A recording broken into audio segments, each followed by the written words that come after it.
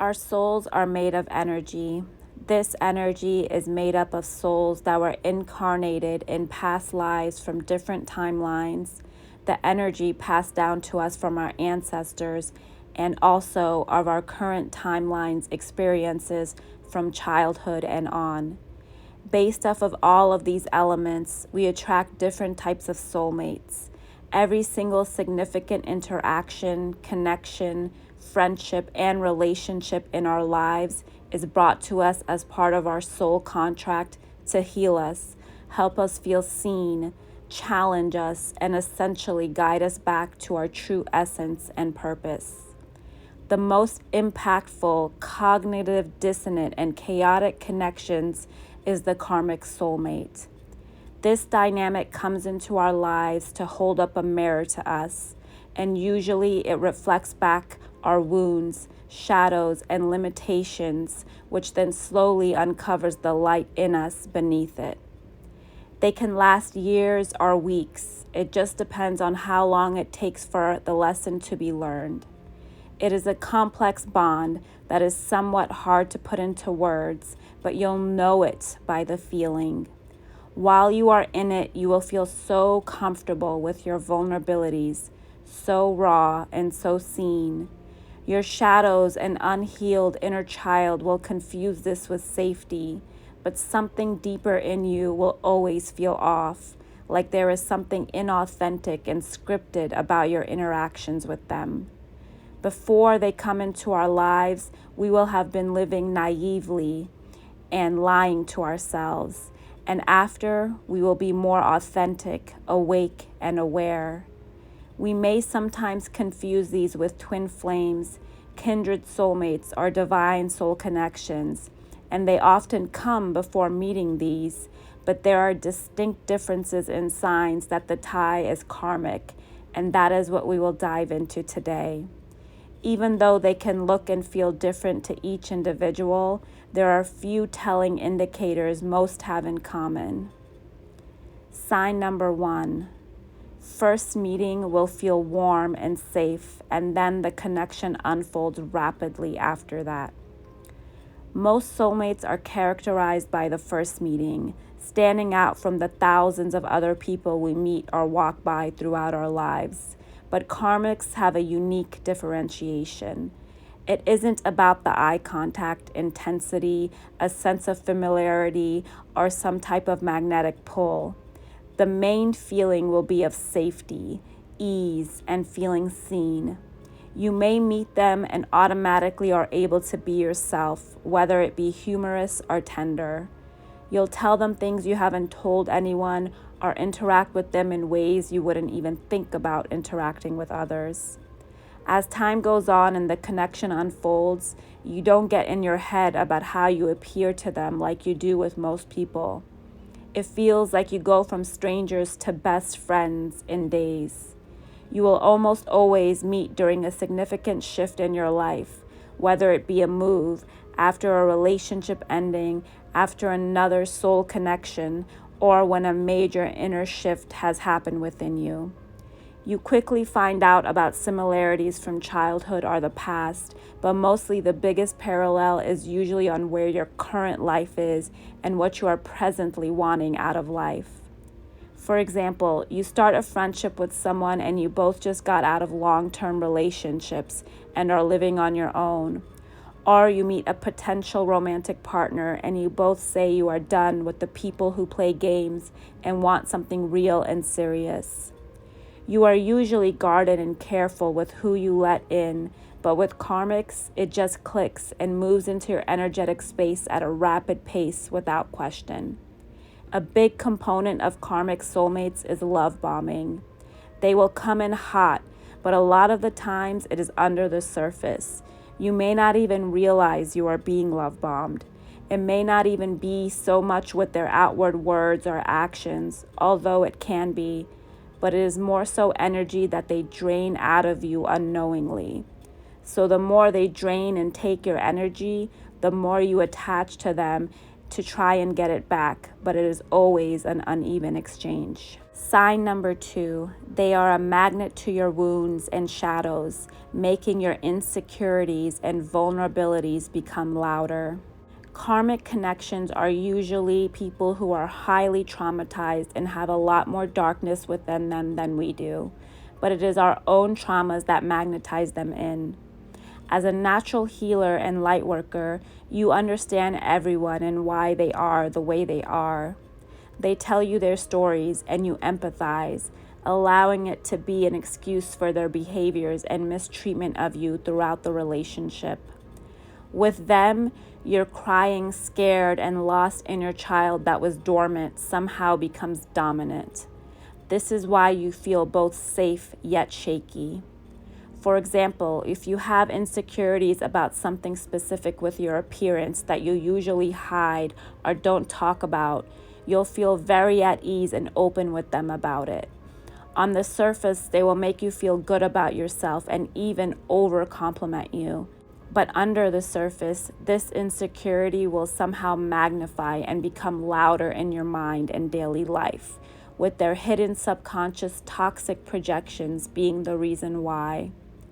Another example is an inner child wound or shadow, like low self-worth.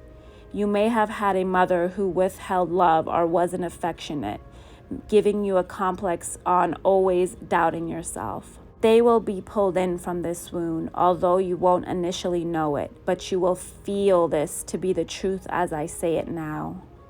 They will temporarily fill that void with the love bombing, affection, words of affirmation, but simultaneously will permanently drain you from the places you actually did have confidence and self-love. A better way to explain it is your false ego will be lit up with them, but your authentic soul will be dimmed.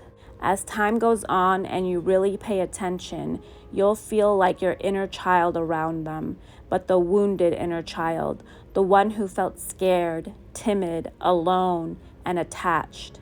This is the core of this dynamic. You'll confuse it initially for feeling so free and playful with them, feeling seen and loved, but as you dig deeper, you're becoming smaller with them. The most jealous, insecure, attached, and toxic version of you will be the driver, but the car will always appear bright, shiny, and in great condition. Sign number 3. They catalyze a dark night of the soul that involves a lot of chaos and loneliness. Often, karmic connections coincide or go hand in hand with the dark night of the soul. Many soul connections trigger soul growth, but this one will be with you as you're actually going through the dark night. A twin flame, for example, may catalyze a heart opening, crown awakening, or dark night upon meeting or reunion, but they will vanish from your life as you actually undergo the changes. The way to tell it's karmic is they will be in your life as it's happening. You know, as someone on the spiritual healing path, we can have many dark nights of the soul, stemming from different energy centers and leading to different levels of soul awakenings. No matter how long this relationship lasts, it will be turbulent, full of ups and downs. In many ways, it will feel like the most exciting, fun time of your life. You experience a lot with them. These karmic souls are never a dull moment. Because of their own inner chaos, they do not know how to be still or be alone, so something is always stirring with them. They draw you out of your shell into new experiences. That is part of the contract and the allure. Simultaneously or over time, however, you'll notice you somehow feel lonelier than before and you are crying an excessive amount. Whether it be directly because of their lies, deceit, covert narcissism, or neglect, or just because of their energy in your life. You'll feel like you're codependent on them, even if you are naturally a strong, independent person. This is because this energy dynamic draws out our hidden fears and the lies we tell ourselves. A dark night of the soul happens when veils get lifted and we see ourselves or the world as it really is. with ego deaths and hypersensitivity at the forefront. These karmic friends or partners are almost always pathological liars. Their whole existence is one big lie due to their severe emotional traumas. This wavelength draws out any small or big lies you tell yourself about yourself, your desires, and your life. If you tell yourself you don't really care if people like you, but deep inside you crave to be loved and understood, that truth will come to light in a chaotic way. For example, many friends will start falling out of your life. You'll have fights with your family members, or you'll have conflicts at work. Your mind will begin racing with thoughts of how people see you and perceive you. This is happening to make you face that you do want to be loved, seen, and heard, so your heart can open. Once you actually do so, it won't be about everyone liking you, but having the right people support you. So if you do have this type of connection in your life and are crying an unusual amount, feeling excruciatingly isolated and lonely, and having silent truths within you screaming now, you're going through a dark night of the soul catalyzed by a karmic soulmate. Sign number 4, there is an underlying feeling of inauthenticity in the connection. You are a highly intuitive being, even if this gets clouded in the karmic connection. However, you always feel something off within the bond. It is unspoken, silent, but always there. Almost like it is all scripted, or you are just going along with it. In some capacity, it always felt off, but your wounds, low self-worth, and your doubt of your intuition kept you holding on. It seems you can talk about everything with them, but certain things that should be talked about never get brought up, and that makes you feel confused. You'll always draw in these connections when wounds within you haven't been brought to surface. Your crown, third eye, throat, heart, and solar plexus chakras are closed and imbalanced. With your third eye not being fully healed and balanced, you'll have that strong intuition, but it's buried under all the other noise. Once you uncover it, trust it, and never question it, you'll stop having these karmic dynamics. But that underlying feeling that something isn't genuine with them comes from your inner guidance. Sign number 5, you show them what real, pure love is, even though they can never let it in. You have a pure heart and always have good intentions, but giving all of your heart and loyalty is rare. With them, you'll be giving and loyal in excess. Even when they lie to you, take advantage of you, or something feels so off with them, you'll show them respect and honesty. You'll try endlessly to communicate and solve problems with them, but nothing ever gets resolved. They will tell you one thing, but think and do another. These souls are not capable of receiving true love and having healthy connections or conversations. They are not capable of soul authenticity and deep connections. It cannot ever be possible. That is their soul path. They may mentally understand your pure love and heart, but they can never emotionally comprehend or care for it. Now that we have gone through the signs, I want to add a few things. Be aware that these types of souls come off as very charismatic to the world. You'll notice when you are out with them, people draw to them in an abnormal way and amount. You'll think initially this is because of their super open heart or some powerful aura. After all, you know that this is why people tend to draw to you too, but in a more subtle way, like they will stare and feel you as you enter a room, but they won't dare come close for the most part. And the ones that do are either extremely high vibrational and out the matrix, or just part of your soul contracts. But with them, it's a different type of attention. With deep healing and an increase in emotional intelligence, you'll actually realize it is because of an excessively open, imbalanced sacral chakra.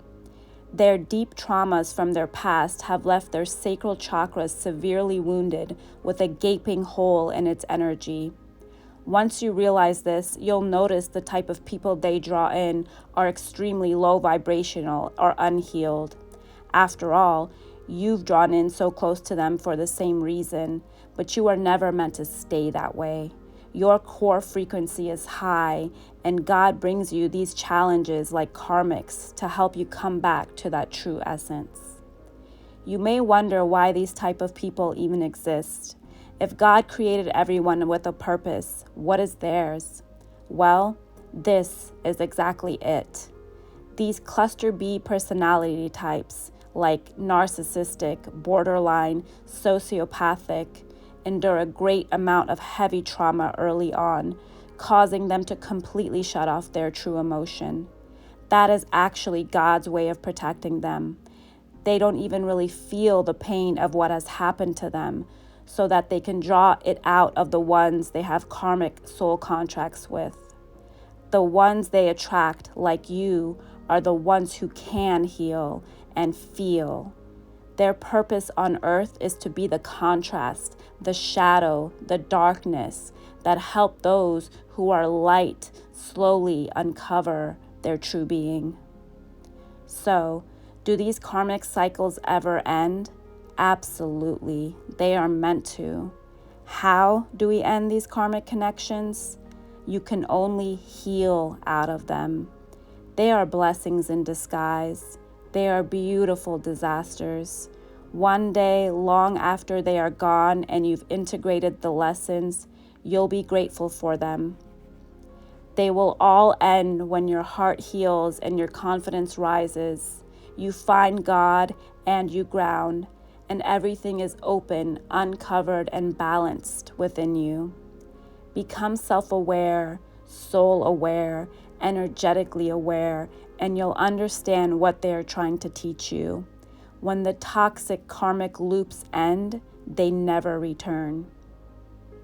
I hope this video was helpful in giving you clarity if a connection was karmic in the past or you are currently in one. If you'd like more detailed information on how to heal out of them, please leave a comment below and I'll create a video very soon on that. Until then, thank you, and so it is.